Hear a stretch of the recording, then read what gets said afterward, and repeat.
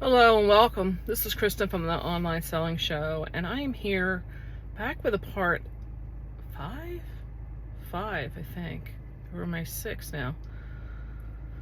What it means to sell on the eBay marketplace versus the Amazon marketplace. I have said before is I have been selling as an e-commerce seller now for 22 years. And when I first got started, it was strictly on eBay. There really wasn't even an Amazon out there yet. Amazon came on the horizon probably in about 2005, 2006. At first, it was pretty much just all media. And I did get into their FBA model. I was there from the beginning when they were like paying us in our sales fees to join the site and be an FBA seller. And I did. And I was in that model for quite a few years. I quit several years ago. There's many different reasons why I got out of that. But I am not an expert, so I am not really going to use this series in any way to talk about anything to do with FBA.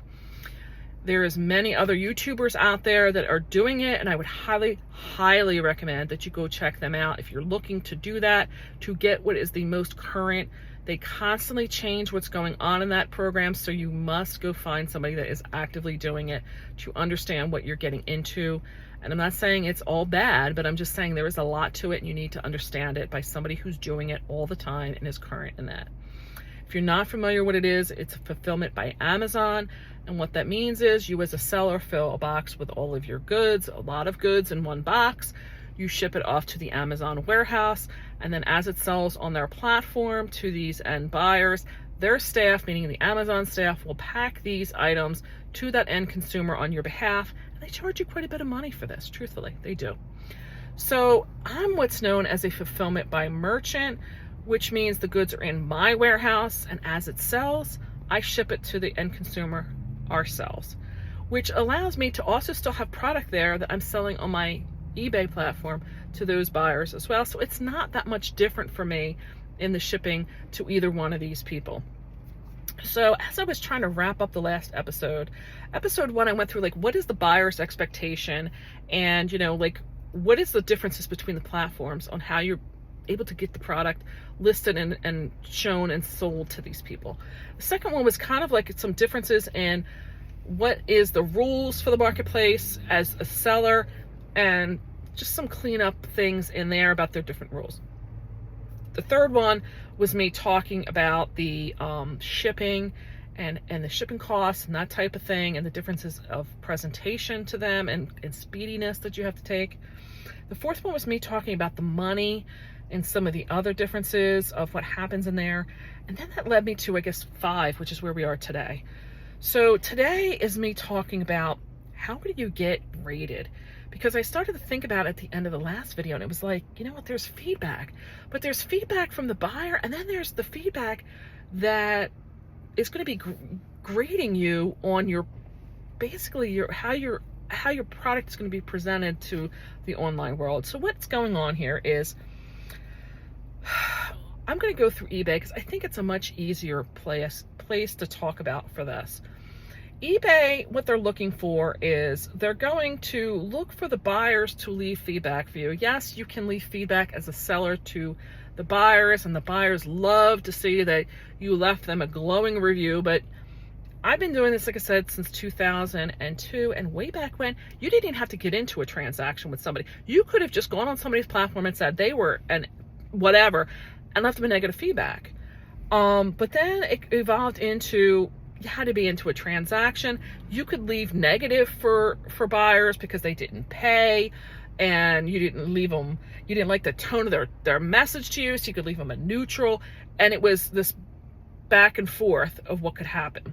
And it became almost like, well, I'm not leaving feedback for you, to you leave feedback for me, and it was called like feedback hostage. So then they did change the rules to what we know them to be today, and that is you can only leave positive or choose not to leave any for a buyer, but the buyer can leave whatever they want for you. They introduced these 5-star ratings over there, which was them starting because back when there used to not be charges on shipping cost. So people used to be the 1 penny sellers, and they would put an item up for 1 penny and then charge like $25 for shipping for like a DVD or something. And that was because they wouldn't have to pay any commission on the shipping. It would just be on the purchase price. So they did away with that. They got smart and they said, okay, now if you're charging $26, if it's $1 for this and $25, you know, $1 for the item and $25 for shipping, we're going to make you pay a commission on the $26. So that's where part of the 5-star rating came in, was you can rate like how fast they shipped it. You can rate how many stars you want to give them, how what you thought about their shipping costs, communication. There's like 4 or 5 of them. But they kind of reward you in the sense that if you do free shipping, they can't even leave you like a rating on these stars for your shipping because it's free, so it's 5-star automatically. You can't, you get it, I think maybe for communication still open. If you use their shipping and you ship it within the time that you said that you would, that disappears. They can't even leave you the stars for that. So they've really evolved it to the point where if you follow what all they want you to do, like you jump through all the hoops, basically you're going to get glowing feedback. And they've done away with a lot of reasons for why buyers can't leave you. Like if they didn't contact you, they're going to deduct, I don't know. There's a whole thing about feedback. Highly recommend, if that's what's important to you, that you go read that. I've gotten to a point where I just try to give the best service I can get. We try to ship as fast as we can. If it's not same day, it is definitely like the next morning. We've learned very quickly that the faster you get the goods out, the less problems you have. So to combat that whole thing of what's going on with feedback, you know, we handle these buyers with what we would expect to happen if it was us. Meaning if we sent them the wrong item, I don't want to put them out in any inconvenience I don't have to be. We try to resolve it very quickly and as efficiently as we can. So we found that for eBay, that is very well how it can be handled in that platform and still get great ratings and stuff from the buyers. But then you're also getting graded on all the metrics that are behind that. And eBay has this reward system that's known as like top rated plus, above average, and like I think the other's like substandard or something. I don't even know what that one ever is. But what they did was they're grading you for, like, they don't want you canceling any orders because you're out of stock on something. They want to make sure that if you print the label, it's still getting to the buyer by the time it was quoted to them. So it means like you can't print the label and then not take it to the post office for 3 days because you said you were going to ship it in 2 days, and but you can't really get it to the post office for 5, so you're going to try and work it around. So they've built in a lot of things in the back end to give you a grading, and it has to do with the star ratings that the buyers are leaving you and the positive or negative or neutral feedbacks that they're leaving you. So that's a part of it, but then they're also grading what they can in the metrics of what your account is actually doing. And like I said, they don't want you canceling orders, and they don't want you not fulfilling your orders fast and efficiently. So you can't collect money, say it's going to be there in 2 days, and then take 5 days to get it to them. So this is what they're looking for in that regard.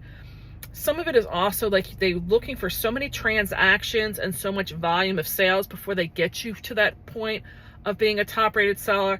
And then they're going to reward you in search results when you have great feedback on there, that you're going to show up before other people that are supposedly with similar metrics but in the above standard category versus being in the top rated seller.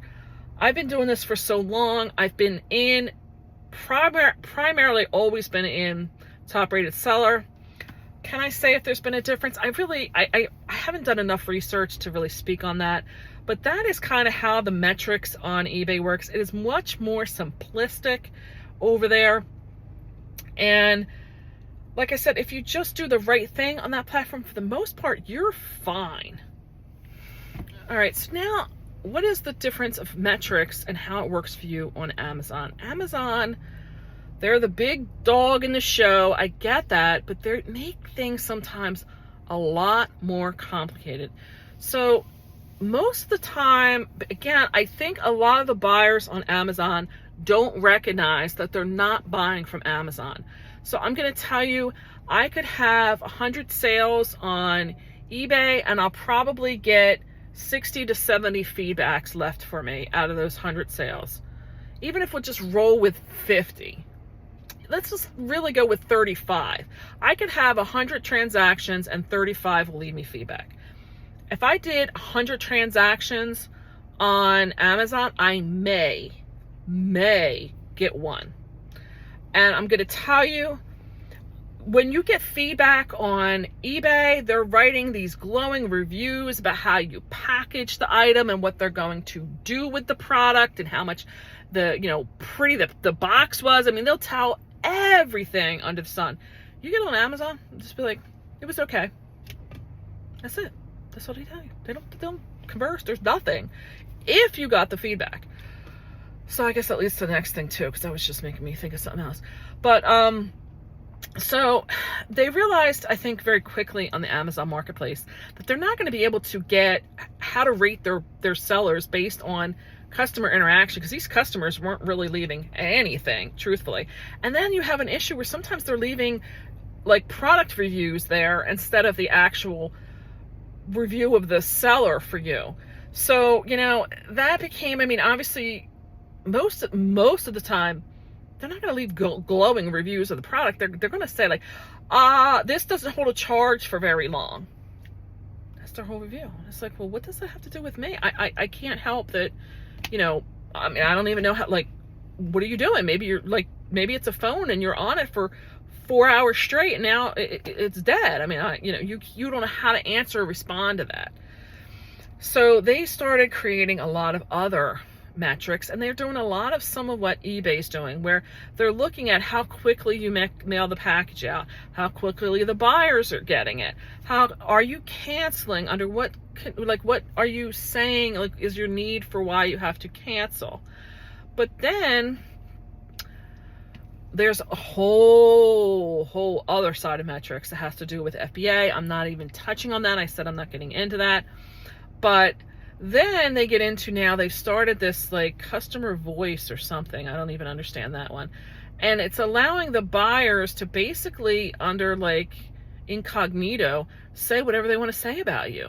And it's like, well, how am I going to get any better if I don't even understand like what this, I've had people were like, oh, the buyer or the seller, I had emailed them and they never got back to me. And I look at my messages and I'm like, I sent you like 4 responses. Like, what do you mean? And it's like, there's no validation on that. And I'm going to tell you, the way that Amazon alerts you that you, as a buyer, as you have a response, is like, it looks like every other like sales pitchy spam message that you get.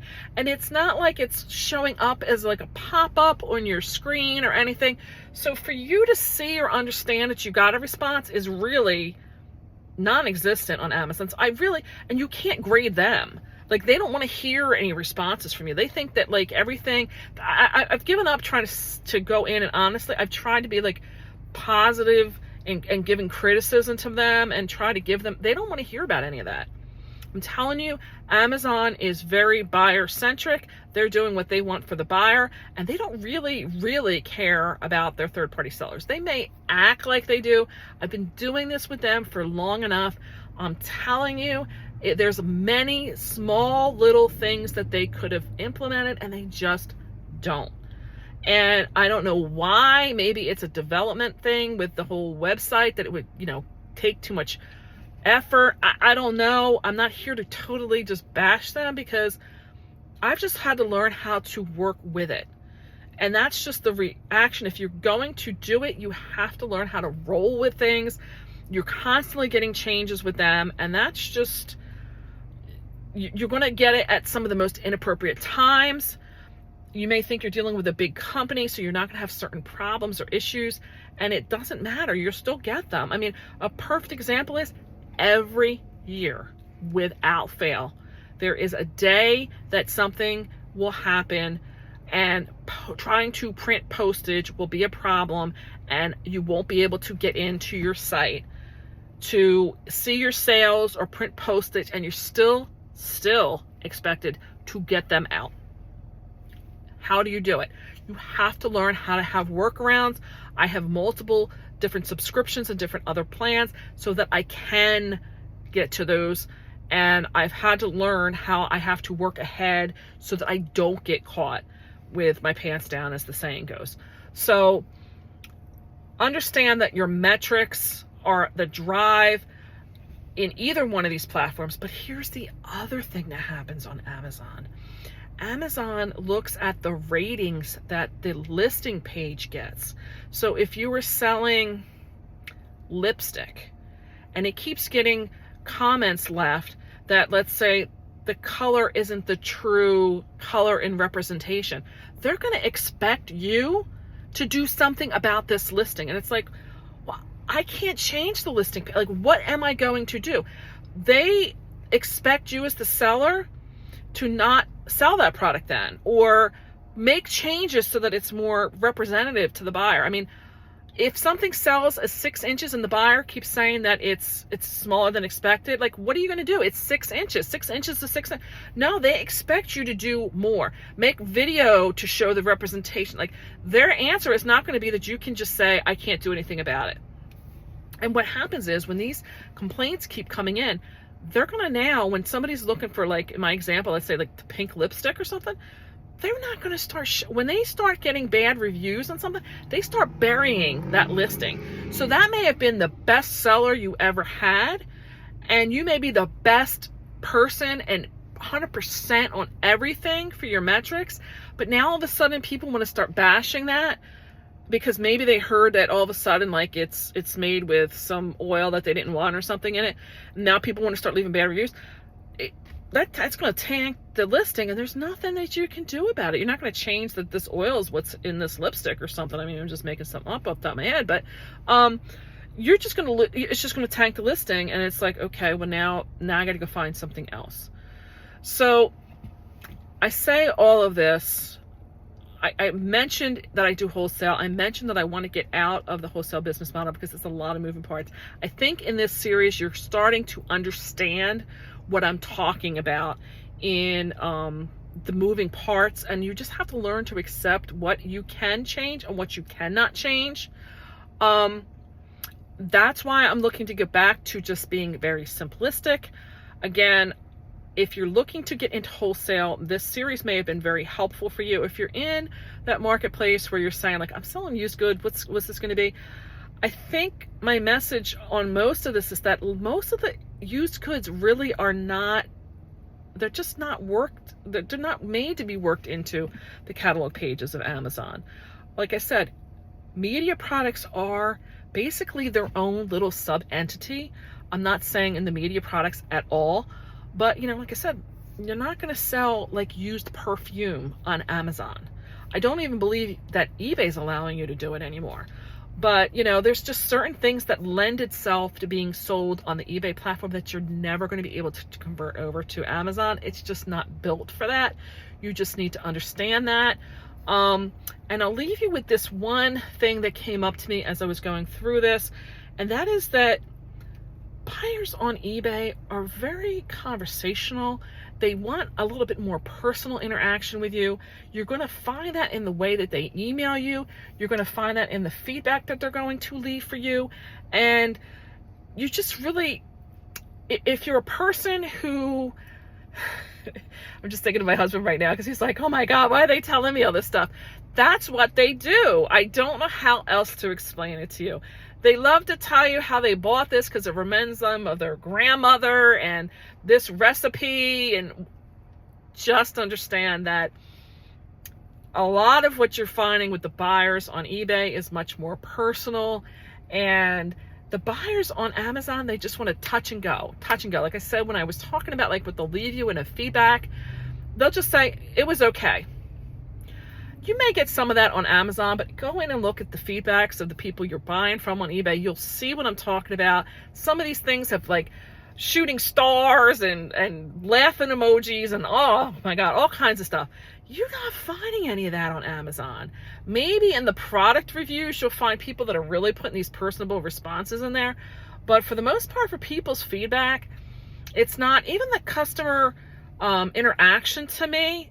I'll get these long-winded, drawn-out questions and stuff on eBay, and on Amazon, like, I'll get a message that just says, this package says it was delivered and it wasn't. I want a refund.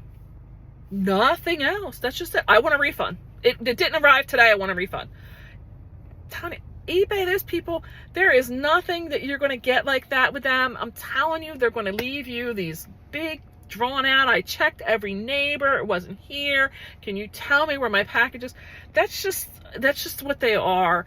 And you have to handle each site with how it is individually, and just understand that in that business model, that's what it is. So I'm going to leave this now. If I do have more things come up, I'll probably do them in more of an individual site, or individual posts, because these have gotten long now. Like I said, this is 5, and I wasn't really expecting it was going to go this long. But I thank you for your time in watching these videos. I would appreciate a thumbs up if you got any good information out of this. Please leave me comments below. I'm sure you have plenty of experience or any situations that arose of your own. This is open discussion, I've said before, but please, let's keep it positive. And I would really appreciate if you could do me the favor of subscribing down below. It'll help me build my channel, obviously. That's why I'm asking. But it would put my new videos in your feed as well. So I'm going to say bye for now, and I'll catch you in the next one. See you later.